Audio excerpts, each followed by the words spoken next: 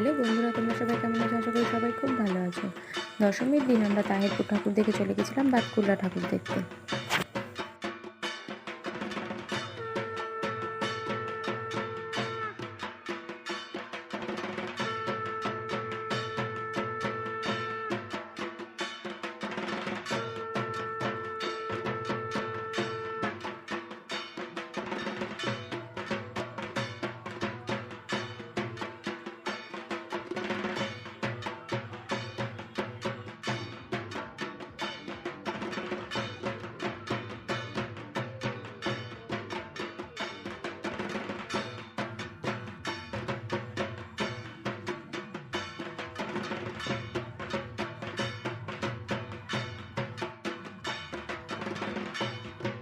বাতকুল্লা স্টেশনে বসে আছি।